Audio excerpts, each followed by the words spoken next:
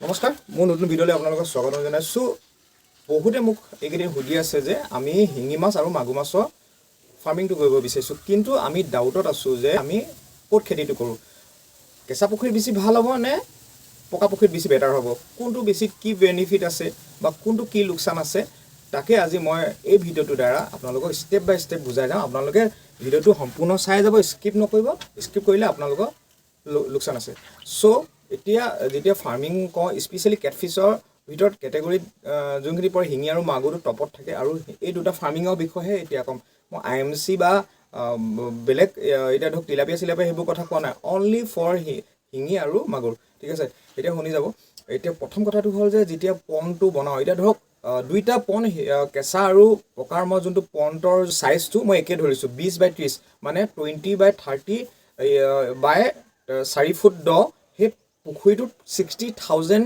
Litre পানী ধৰে so সেইটো কেপাচিটিৰ ওপৰতে সব দুইটা মই বেছ কৰি কেনে এতিয়া মই কথাটো বুজাই দিছোঁ ঠিক আছে পকাও যেতিয়া পুখুৰীটো বনাব যায় কষ্টিং কি পৰে এতিয়া পকা এটা পুখুৰী বনাবলৈ ইটা বা চেংগ্ৰেভেল দি বনাব লাগিব এতিয়া দুইটা বস্তু যেতিয়া মিস্ত্ৰী হৈতে যেতিয়া বাজেটটো ওলায় মোৰ যোনটো এক্সপিৰিয়েঞ্চ মই যোনটো এতিয়া যিহেতু মোৰ কৰি আছোঁ তেনেকুৱা মই বনোৱা দেখিছোঁ আৰু মোৰো আছে এটা পকা পুখুৰী বনালে হিমান সাইজৰ 20/30 আপোনাৰ পৰি যাব মিনিমাম 50 to 60,000 একদম সব মিলাই কেনে লাষ্ট একদম ফিনিচিং ঘোলা চোলা মাৰালৈকে পুৰা ওকে তাৰপিছত সেইটোৱে 60,000 আৰু বাজেট যেতিয়া ক'বলৈ যাওঁ কেঁচা পুখুৰী এটা খানিব যাওঁতে মেক্সিমাম আপোনাৰ 5,000 টকা খৰচা হ'ব সেই পুখুৰীটো খনাবলৈ মোৰটো এতিয়া নহয় মোৰ 2018ত খানিছিলোঁ কাৰণে 3,000 ভিতৰত হৈ গৈছিলে 2,800 টকা নে 3,000 টকা খৰচা হৈছিলে এতিয়া যোনটো 2024ৰ যোনটোৰ মানে দাম হৈছে যিহেতু হাজিৰা বাঢ়িলে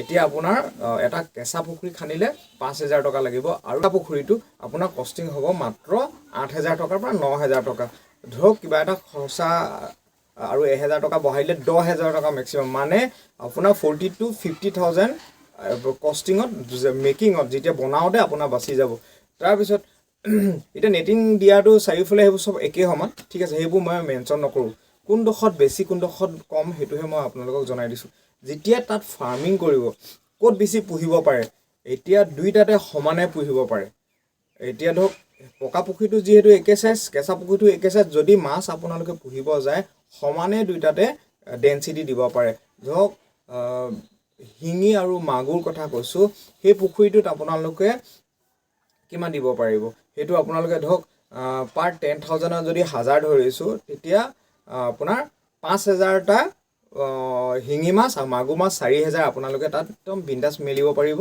তাত কোনো প্ৰব্লেম নাথাকিব এতিয়া আপোনাৰ কেলৈ কি কমাৰ্চিয়েল হিচাপে আপোনালোকে যিহেতু কৰিছে আপোনালোকেতো ইমান কম মেলিব নোৱাৰে যিহেতু আপোনাৰ হাজিৰাই নোলাব বা কষ্টিঙে নোলাব 6 মাহৰ পৰা 8 মাহৰ দিন ভেলি মানে টাইম লাগিব এটা গোটেই ফাৰ্মিংটো সো মিনিমাম আপোনালোকে 5,000 তাত পুহিব লাগিব শিঙি মাছ মাগুৰ মাছ 4,000 আৰু দুইটাতে সমানে ঠিক আছে সেইটো ক্ষেত্ৰত দুইটাতে পকা হওক কেঁচা হওক দুইটাতে ফাৰ্মিংটো একে সমানে কৰিব পাৰিব এতিয়া থাৰ্ড কেটেগৰী হ'ল এতিয়া ফিডিংটো ঠিক আছে আপোনালোকে যেতিয়া ফিড কৰিব কেঁচা পুখুৰীটো পকা পুখুৰীটোতকৈ অলপ কম পৰে বহুতে কম পৰে 50% মান কম হৈ যায় আৰু পকা পুখুৰীত অলপ কষ্টিংটো বেছি হয় কেলে হয় মই এটা বুজাই দিছোঁ আমি পানীটো কণ্ট্ৰল কৰিবলৈ হওক বা মাছক খুৱাবলৈ এতিয়া ধৰক আমি এটা বস্তু ইউজ কৰোঁ সেইটো হ'ল ফাইটোপ্লেংটন সেইটো হ'ল স্মল ছিংগল চেল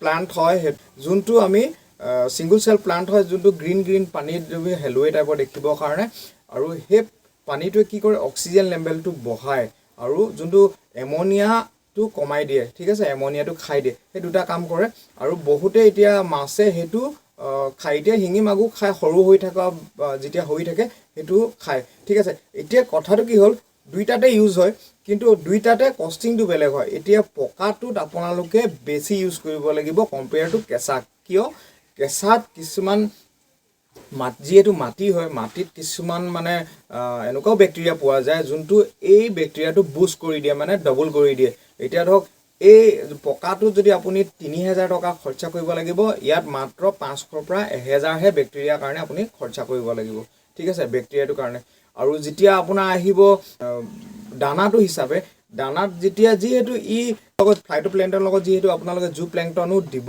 জু প্লেংটন হ'ল ছিংগল চেল অৰ্গেনিজম, যোনটো সৰু সৰু মাছে যেতিয়া দানা নিদিওঁ আমি, তেতিয়া পুখুৰীবোৰত কি হয়, সৰু সৰু আমি মানুহে চকু নেদেখা কিছুমান অৰ্গেনিজম, ছিংগল চেল যোনটো সৰু সৰু আমি চকুৱে নেকেটাইতে দেখি নাপাওঁ, সেইবোৰ মাছে খাই মানে 50% সিহঁতৰ ভোকটো মাৰে, ঠিক আছে। আৰু সিহঁতি মেইন প্ৰটিন চ'ৰ্চটোৱে হ'ল জু প্লেংটন। এতিয়া জু প্লেংটনটো আপোনাৰ কেঁচা পুখুৰীত নিজে ডেভেলপ কৰিব পাৰে আৰু নিজে বেছিকৈ স্পীড ডেভেলপ হয়। পকাত কি হয়, এটা লিমিট হয়, তাৰ গ্ৰ'থ ৰেটটো কম হয়। আৰু যেতিয়া কষ্টিংটো কথা কৈছোঁ, এই যেতিয়া প্লেংটনকেইটা যেতিয়া বনাবলৈ যায় আপোনালোকে, তেতিয়া কি হয়, কেঁচা পুখুৰীত আপোনালোকে নেচাৰেল যেনেকৈ গোবৰ পানীৰ লগত ঘুলি কেনে আপুনি পুখুৰীত মাৰি দিয়ক, 1 সপ্তাহৰ পৰা 2 সপ্তাহৰ ভিতৰত আপোনালোকৰ ফাইটোপ্লেংটনটো বনি যাব। ফাইটোপ্লেংটনটোৰ লগতে জু প্লেংটনো সি নিজে অট'মেটিক বনি যাব। কিন্তু পকাত আপুনি গোবৰ মাৰিব নোৱাৰে, ঠিক আছে।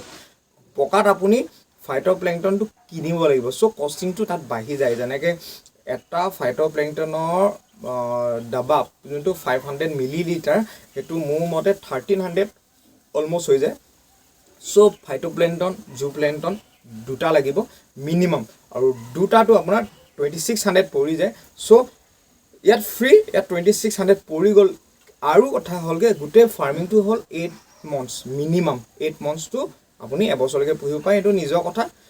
কিন্তু যেতিয়া সিমান দিন ডিউৰেশ্যনটো যিহেতু দীঘলীয়া হৈ যায়, তো আপোনালোকে পকা পুখুৰীত আকৌ এবাৰ মাজতে ইউজ কৰিবলগীয়া হ'ব পাৰে, যদি পানীটো বেছিকৈ চেঞ্জ কৰা হয়, ঠিক আছে। এটা লেভেললৈকে চেঞ্জ কৰা হয়, যি বেছি এনেতো নৰ্মেলি আপোনাৰ পানীটো চেঞ্জ কৰা হ'ব মাজে মাজে, কিন্তু পকা পুখুৰীত যিহেতু বেছিকৈ চেঞ্জ কৰা হ'ব, তাত আকৌ এবাৰ দিব লাগিব। চ' কষ্টিংটো অলম'ষ্ট 5000 to 6000 বাঢ়ি যায়, ঠিক আছে। এতিয়া দানালৈ আহোঁ। যেতিয়া আপোনালোকে কেঁচা পুখুৰীত কৰে, তাত আপোনালোকে হোমমেড ফিডটো কেনেকৈ আপোনালোকে বনাব পাৰে, শিঙি আৰু মাগুৰ কাৰণে মই আগলৈ লৈ আহিম, আপোনালোকে চাই থাকিব। হোমমেড ফিডটো আপুনি বেক ফিডিং কৰিব পাৰে। আৰু আপোনালোকে নিশ্চয় জানে যে আপোনালোকে হোমমেড ফিড যিকোনো মাছৰ কিনা ফিডতকৈ আমি যোনটো ফ্ল'টিং ফিড, তাতকৈ আধা দামতকৈ কম। চ' যোনটো খাদ্যটোতো আপোনালোকৰ কমি যাব। আৰু ফ্ল'টিং ফিড কেঁচা পুখুৰীত পাৰ ডে এবাৰ দিলে হৈ গ'ল। কিন্তু পকা পুখুৰীত আপুনি 3 বাৰকৈ দিব লাগিব। মানে যদি ইয়াত এবেগ খৰচা হয়, তাত পকা পুখুৰীত 3 বেগ হ'ব। চ' দেখা দেখি আপোনালোকৰ কষ্টিংটো ফিডিঙত বাঢ়ি গৈছে, হয় নাই বাৰু। তাৰপিছত পাৰ বেগ যদি 3 বেগকৈ বাঢ়ে, এবেগত যদি মিনিমাম যদি 1900 লয় 35 কেজিটো, আপোনালোকক 7000 টকা পাৰ মন্থ বা 2 মাহৰ মূৰে বেছি লাগিব। চ' যোনটো কষ্টিং, যোনটো দানা খোৱা কষ্টিং, সেইটো অলম'ষ্ট মানে য'ত 10,000 খৰচা হ'বলে তাত 30,000 হৈ যাব। মানে কষ্টিঙৰ ক্ষেত্ৰত, ফিডৰ ক্ষেত্ৰত আপোনাক পকাত বেছি এক্সপেণ্ডিচাৰটো আছে। কিন্তু পানী যোনটো মেইনটেইন কৰিব পাৰি, সেইটো কিন্তু পকা পুখুৰীত বেছি বেষ্ট। কিয় কৈছোঁ, পানী যিহেতু আপোনালোকে পকা হয়, আউটলেট এটা দি থৈ দিলে, যেতিয়া মন যায় ধৰক চালে যে এমনিয়াটো বাঢ়ি গ'ল বা পানীটো চেঞ্জ কৰিব লাগে, তেতিয়াহ'লে কি কৰিব, আপোনালোকে আউটলেট খুলিলে হৈ গ'ল। কিন্তু কেঁচা পুখুৰীত তেনেকুৱা নহয়, পানীটো চেঞ্জ কৰিবলৈ অসুবিধা হৈ যায়। কিছুমানে টেকনিক কৰি কেনে পাইপ বা মটৰ চলাই কৰিব পাৰে, কিন্তু যোনটো কষ্টিং এটা থাকে, যোনটো পানী আউটলেট আজিকালি ইলেক্ট্ৰিক বিলটো গম পায় আপোনালোকে, যোনটো প্ৰিপেইড হৈ গৈছে এতিয়া বহুতে টাউন এৰিয়াবোৰ। গাঁও এৰিয়াত মই নাজানো কি হৈছে, এতিয়া বেলেঞ্চ ভৰালে যিহেতু, আৰু পাৰ ইউনিট মানে বহুত হৈ গ'ল এতিয়া, সেইকাৰণে আপোনালোকে যোনটো কষ্টিং পৰিব পানী চেঞ্জ কৰি থকা, সেইটোতো অট'মেটিকলি বাঢ়ি গ'ল, ঠিক আছে। আপোনাৰ সেইকাৰণে তাতো কষ্টিংটো বাঢ়ি যায়।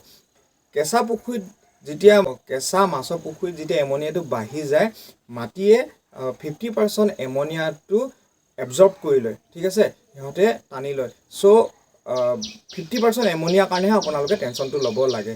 কিন্তু পকা পুখুৰীত সেইটো নহয়। পকা পুখুৰীত আপোনালোকে পূৰা এমনিয়াটো কণ্ট্ৰল কৰি থাকিব লাগিব। আইদাৰ আপুনি বেক্টেৰিয়া ফুলকৈ মেইনটেইন কৰিব লাগিব, নহ'লে আপোনালোকে টকা খৰচ কৰি, ইলেক্ট্ৰিচিটি খৰচ কৰি আপোনালোকে পানীটো চাৰ্কেল কৰি থাকিব লাগিব। চ' সেইকাৰণে এইটো ক্ষেত্ৰতো আপোনাৰ মাটি পুখুৰী জিকিলে, ঠিক আছে।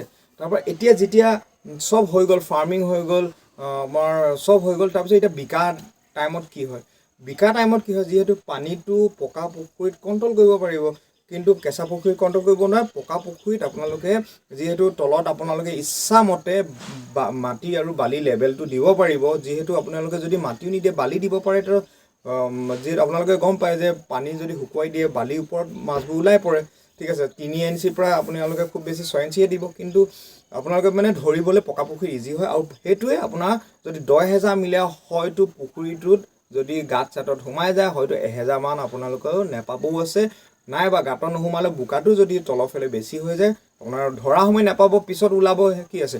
কিন্তু ধৰিব ক্ষেত্ৰত বহুত ইজি হয়। আৰু যেতিয়া ধৰক বেপাৰী আহিলে আপোনালোকে জাল মাৰিব লাগিব।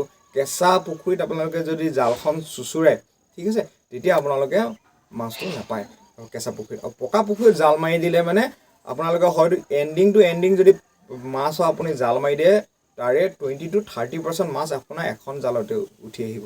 কেঁচা পুখুৰী আপোনালোকে খান্দিব লাগিব। পকা পুখুৰীটো যদি আপোনাৰ ইচ্ছা কৰি নেখান্দি আপোনালোকে ৱাল মাৰি কিনে দিলে মাটিটো বহুত বাচি যায়। আৰু যিহেতু মাটি ভেলু বহুত বেছি আজিকালি, আৰু টাউন এৰিয়াততো ক'বই নালাগে, মাটি খান্দি কিনে পুখুৰী বনোৱাটো মূৰ্খামি হ'ব। চ' টাউন এৰিয়াত বেটাৰ পকা পুখুৰী, গাঁও এৰিয়াত বেটাৰ কেঁচা পুখুৰী। চ' আপোনালোকে মিলাই ল'ব। আৰু আপোনালোকে যদি ভিডিঅ'টো চাই যদি ভাল পালে, কিবা লাভ হ'ল, লাইক শ্বেয়াৰ আৰু কমেণ্ট এটা কৰি দিব।